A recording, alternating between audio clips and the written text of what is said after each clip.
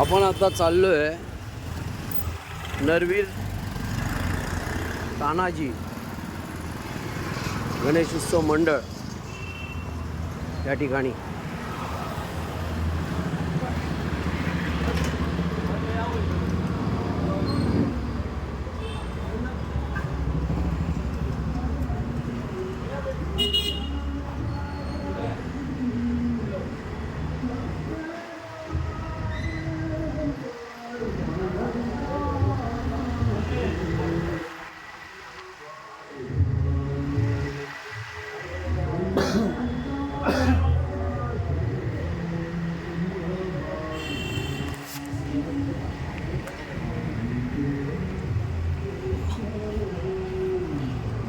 इथे असं सांगणं आहे की हे गेल्या 25 वर्षापासून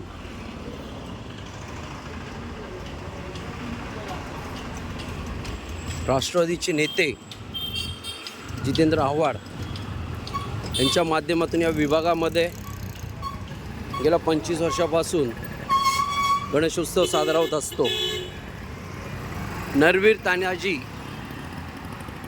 सार्वजनिक गणेशोत्सव मंडळ ठाणे पाच पकाडी या ठिकाणी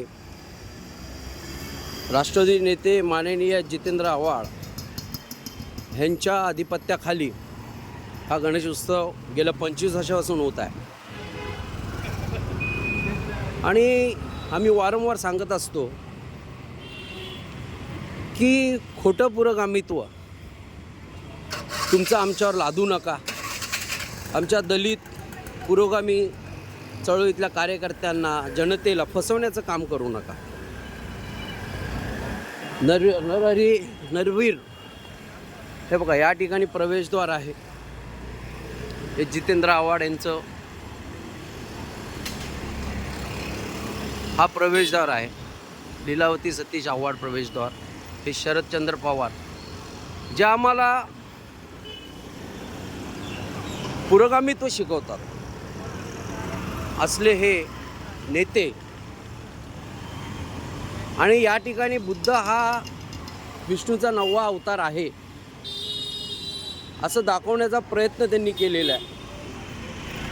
आम्ही वारंवार सतत त्यांच्या या प्रवृत्तीचं आणि वृत्तीचं खंडन करत असतो। कारण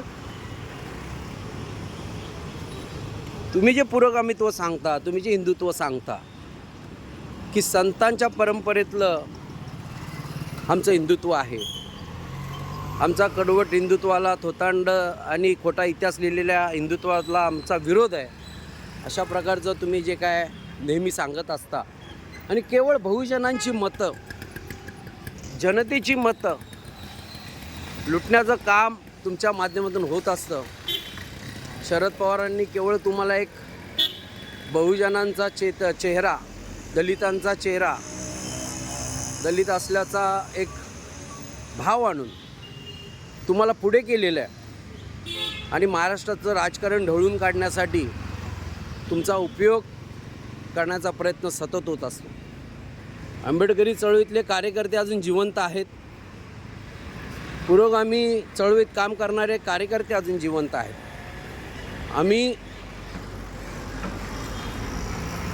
आम्ही तुम्हाला वारंवार निष्ठून सांगितलेलं आहे की ह्या प्रकारचा जो तुमचा ढोंगीपणा आहे हा तुम्ही थांबवला पाहिजे। बुद्ध हे विष्णूचे 9वे अवतार नव्हते, कारण स्वतः बुद्धांनी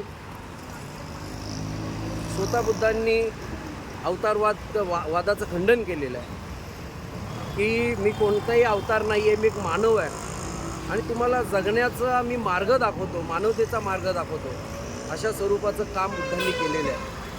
आणि सर्व ग्रंथ बुद्धांचे लिखित आहेत, त्रिपिटक आहेत। परत भारतातच नव्हे तर बुद्धांच्या विचारांचा पगडा आणि साहित्य हे विदेशात देखील आहे। तुम्ही जापानला जा, थायलंडला जा, कंबोडियाला जा, श्रीलंकेत जा आणि अशा स्वरूपाचं असताना वारंवार बुद्धांना अवतार घोषित करणं आणि तेही जितेंद्र आव्हाड जे दलितांचा चेहरा, बुद्ध समाजाचं नेतृत्व करण्याची जी काय भूमिका दाखवतात त्यांनी हे असे वारंवार थोतांड पाठीमागून रचायचे आणि पूर्ण दलित मुवमेंट हायजॅक करण्याचा प्रयत्न करायचा. हे त्यांचं सोंग दलित जनतेने आता यापुढे जाणून घ्यावं. आपल्याला आपली मुवमेंट आपल्या खांद्यावर उभी करायला लागेल. आपला विचार आपल्याला स्वतःहून पुढे न्यायला लागेल. आपल्याला फुले शाहू आंबेडकर संतांची परंपरा, बुद्धांचं कार्य, बुद्धांचा मार्ग हा स्वतःहून आपल्या पुढे न्यायला लागेल. या देशामध्ये राजकीय भूमिका, राजकीय अस्तित्व निर्माण करण्याचं काम, जबाबदारी आपली स्वतःची आहे. त्यामुळे आपली मतं या अशा बेगडी नेत्यांना देऊ नका. आपलं स्वातंत्र्य, आपला विचार, आपलं राजकीय महत्त्व, आपलं सामाजिक महत्त्व टिकून ठेवण्याचं काम आपलं आहे. या लोकांनी ज्या पद्धतीने कोतांड रचून, कुभांड रचून या ठिकाणी बुद्धांना अशा प्रकारे प्रकाशित करण्याचं काम केलेलं आहे, दाखवण्याचं काम केलेलं आहे, त्याचा आम्ही प्रथम निषेध करतो. जितेंद्र आव्हाड यांच्या कृत्याचा निषेध करतो. त्यांचे नरवीर तानाजी मंडळ, या नरवीर तानाजी मंडळाचा आम्ही निषेध करतो की बुद्धांना नववा अवतार दाखवण्याचा प्रयत्न करून त्यांनी बुद्ध बौद्ध समाजाचा, संत परंपरेच्या आणि पुरोगामी विचारांच्या जनतेचा अनादर केलेला आहे. त्यांच्या भावना दुखवलेल्या आहेत. म्हणून या ठिकाणी आम्ही निषेध व्यक्त करतो. आंबेडकरी जनतेला आम्ही लिखून सांगतो की यापुढे जितेंद्र आव्हाड यांची जी काय वेगळी भूमिका आहे ही आत्ताच ओळखली पाहिजे आणि त्यांना डावळून आपल्याला समाजकारण, राजकारण केलं पाहिजे.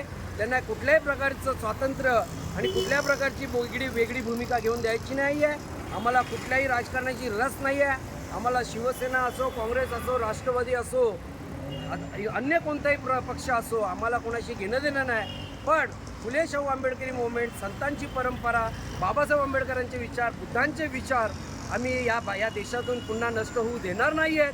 जिथे जिथे अशा प्रकारचा पुढचा प्रकार होईल तिथे तिथे आम्ही त्यांचा निषेध करणार आहोत.